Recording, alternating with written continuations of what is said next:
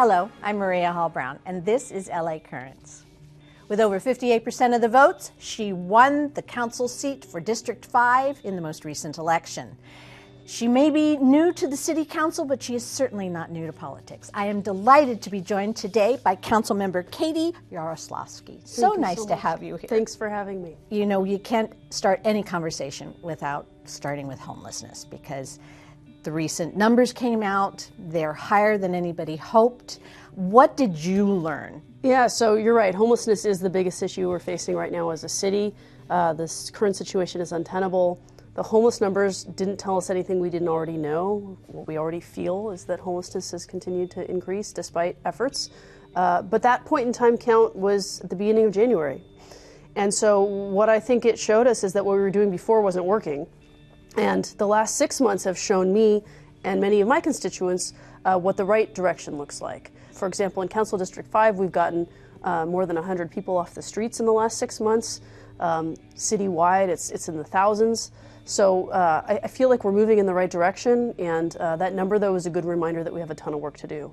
One of the things that did come up in the most recent count was the quantity of people who are suffering from mental illness and the quantity of people who are dealing with drug addiction.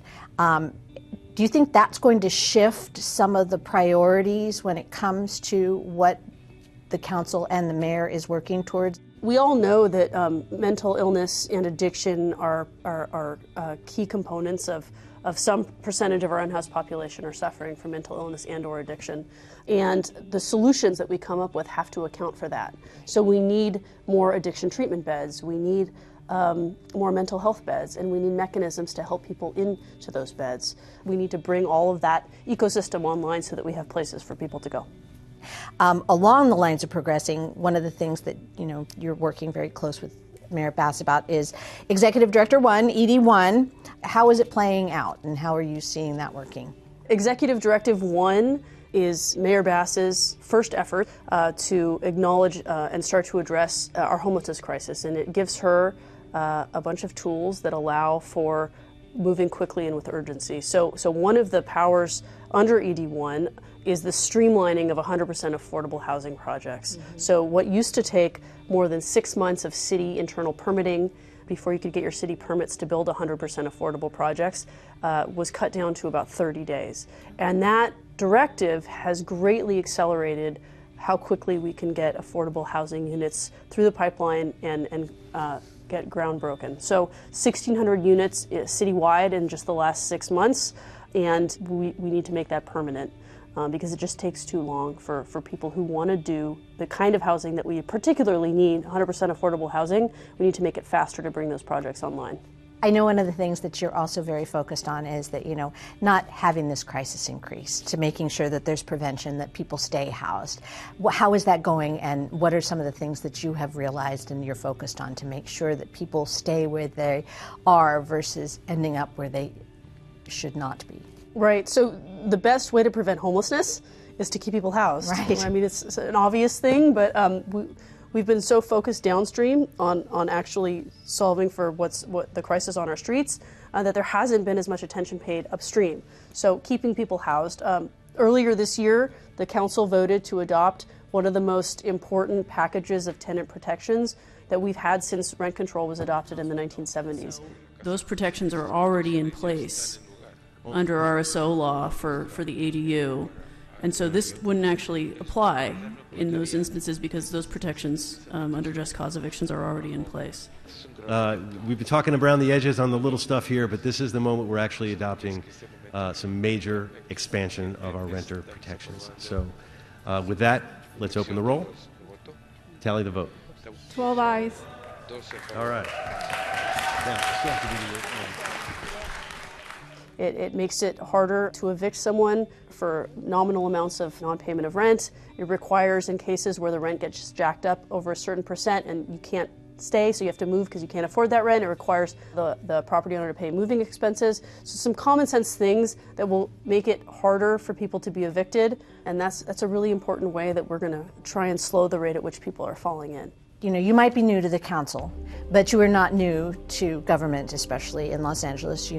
As far as you work for Supervisor Kuhl for a long time as part of her team, and she was county supervisor. As part of her team, you're responsible for developing environment and art policies. How have you been able to fold that into what you're doing in Council District 5? Well, I chair the Energy and Environment Committee, which I'm excited about. So DWP, we have, I want to say direct oversight of DWP, but DWP reports to the Energy and Environment Committee, and we also have sanitation coming to the committee. And so that really provides an opportunity to think about citywide policy and how we can move the city towards becoming more sustainable, less reliant on imported water, less reliant on dirty energy. But the thing that I'm most focused on from an environmental standpoint in the district is really figuring out how to put the kind of housing that we know we need, which on the west side is affordable and middle income housing, particularly, in the right places. Updating our community plans, putting our housing near our jobs and our housing near our transportation.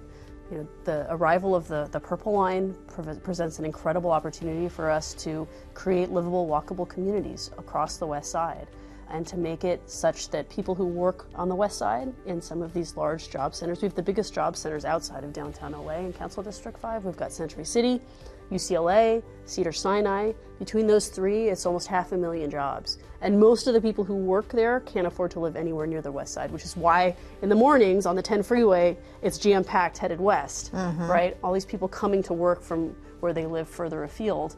But if we build the right kind of housing at the right price points on the west side, we'll create a much more sustainable, equitable Los Angeles. Do you get a pushback from people who have property on the west side that don't want their property value to shift at all because of the new housing going in? Well, it depends on where you put it. I mean, if you put it near our metro stations and near our job centers and don't talk about upzoning all over the place, single-family neighborhoods, people are excited about it because a lot of the folks who I have as constituents have kids, and their kids maybe can't afford to live in LA anymore, right. Can't afford to live anywhere near where they live, and so they want places for their kids to be able to live. They want places where their kids' school teachers can live, and middle income jobs. Nobody can afford to live on the west side who doesn't make over a very high annual salary. So it's a win-win if we do it the right way.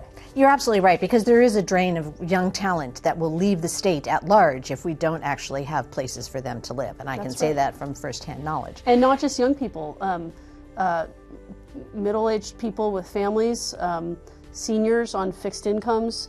Everyone's being priced out. Exactly. And you asked about the arts side. On the arts side, I'm most interested in figuring out how we can add arts programming at our parks, at our libraries, partnering with schools, bringing civic art, murals to help beautify Los Angeles. But there's a ton of good stuff we're going to be doing leading up to the Olympics, which is exciting, in partnership with the county. So, LA is one of the cultural and artistic capital of the world with our entertainment industry. And so there's so much talent here and so many opportunities for educating and learning and figuring out how to better harness all of that talent and share it with our constituents is a huge opportunity. Well, it's just begun. So there's a lot more, and I know that you share a lot of what you're doing. I mean, I've watched what you've done on Facebook, but if people are really interested in what's happening in Council District 5 and they want to keep apprised of everything that is going on, what's the direct route they can take? Sure, so we have a relatively new website up and running. It's cd5.lacity.gov. And if you're really interested in knowing what's happening, you can sign up from that website. You can sign up for our newsletter, and we do a weekly newsletter that we email out to folks that gives an update on what's happening in the district, what's happening at City Hall, upcoming events that you can get involved with, ways you can engage. So if you're interested, you can sign up for that as well. Thanks so much. Thanks so much for having me. And that's a wrap on this LA Currents.